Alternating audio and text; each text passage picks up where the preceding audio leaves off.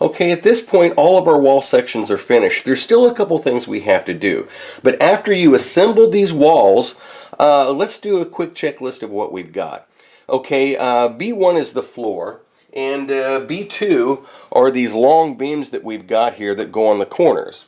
Then we've got the wall sections. Here's wall section B3, B4, oops, dominoes. There's B4, this is B5, and this one here is B6. For the second floor, the bottom floor itself is T1. These little angle beams here are T2, and then the wall sections are T3, here's T4, T5, this is T6, T7, here's T8, and here's T9. And with these pieces we'll be able to start assembling the floors. Now, as I mentioned before about some things not always going right, some of your wall sections may not stand up straight. See, this one's kind of leaning to the right a little bit, and it's just a little bit, it doesn't want to quite stand up straight. And also on the back side of this, these beams I glued the wrong way. They're supposed to be going out. But you know what? I don't think anybody is going to see that I messed that up. So, but I do need to fix it. This thing is sort of leaning like this. So the easiest way to do is take a piece of sandpaper, hold it straight up and down, and just sand this thing. Now at this point we're ready to start gluing wall sections down onto the floor. This is the B1 floor, and we have the B2 beams that are going to be going in the corners. Now, before you glue walls into place, be absolutely sure they're positioned correctly. In other words, this one is the B3 wall, and so the question becomes now, okay, does B1, okay, B3 goes here. Does it go here, or does it go here? If you glue it the wrong way, that's a problem, because if you glue it this way, you're going to find that your doorway is off center from the porch. Oh, I glued the inside out. Okay, you don't want to do that.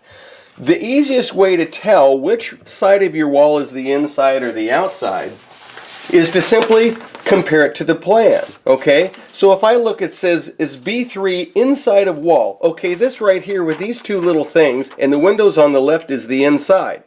Ah, okay, this is the inside of the wall. So if I know that this is the inside, I'm going to put it facing inside the building, and that way I'll know that I've got it positioned the correct way. Once you know the position of the walls and make sure that the inside is facing in and the outside is facing out, then you're going to test set the walls onto the floor and make sure they fit. Now, this is one of those things that it's not always going to go right, because I'm trying to fit this wall and it's just not staying in place. That's because there's something sticking out down on the bottom here that I'm going to have to sand off. So I'm going to have to take this onto a piece of sandpaper and sand down the bottom until this does set flat. Sometimes if there's only one place that's sticking up above the rest, you're probably going to have to take a hobby knife of some kind and scrape that part down and test fit it, scrape that part down and test fit it. Try to find what part of it is not setting quite correctly. Then, once you finally get it set correctly, then we can glue it into the place.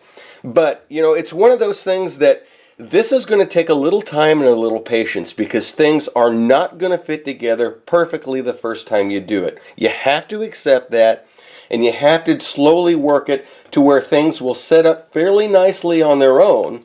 Then we can start gluing pieces into place. Another thing is this floor might be humped up a little. And if the floor is humped up a little and your wall is flat, you'll go, well, why isn't it working? Well, it's because the floor is humped up.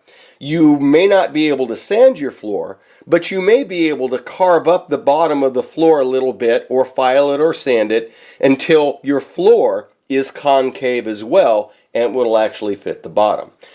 Now that all the pieces for my first floor are setting fairly well, fairly properly, what I'm going to do is I'm going to set the pieces aside, and I'm going to go ahead and start gluing pieces on. So you'll just have to start with a wall and glue the beams on the side of the wall and then glue the wall down.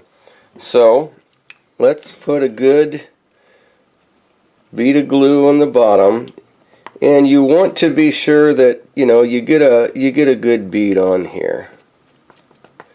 And while you're doing that, go ahead and put the, when you're gluing the walls, put glue on the side of the walls. Don't put glue on the beams, because the beams aren't all going to be covered with glue. I mean, you can kind of tell where to put glue on this thin wall, because it goes right down the middle, but it may not go all the way to the outside edges.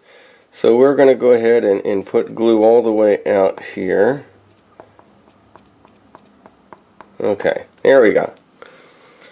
And you will notice that at this point we have not painted the tops of our walls. I'm going to wait until this bottom is down into position and everything before we start doing that. So we've got this wall here, and you know, when you're looking at it, if you've got one side of the beam that looks particularly nicer painted, be sure that that side of the beam is facing out. Oh, I guess I need to glue the bottom of the beam down too. Let's put a little glue on the bottom of our beam here. There we go.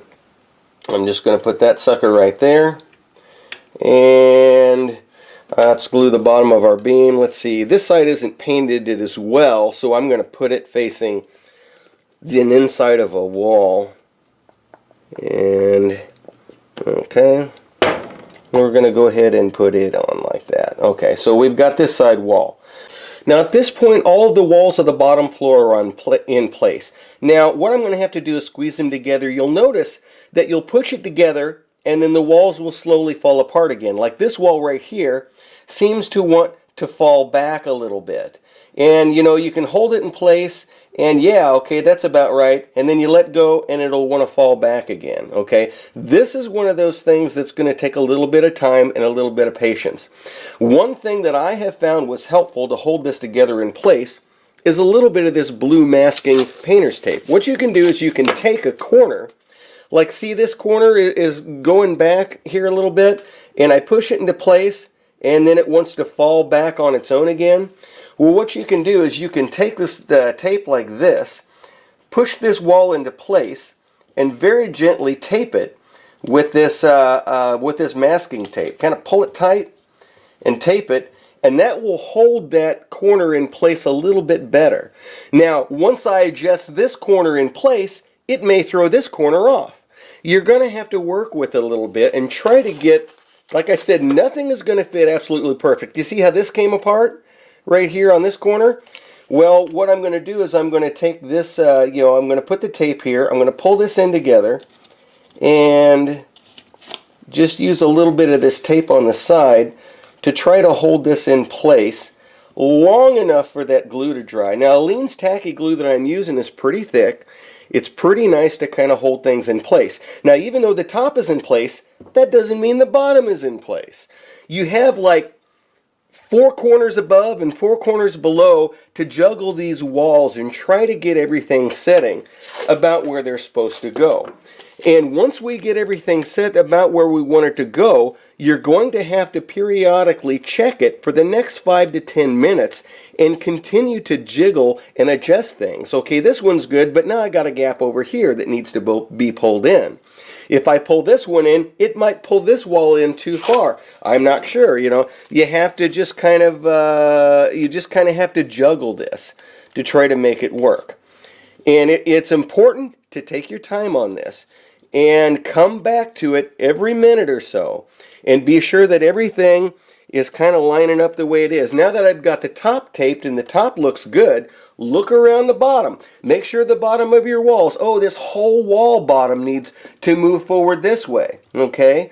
And then check the bottom of the next one. How's the bottom doing? Oh, my gosh, I don't know if you can see it, but it's like I've got a huge gap right here that I didn't realize I had. Well, it looks like this beam is going to have to shove in on the bottom a little bit, as much as it can, to try to fill that gap.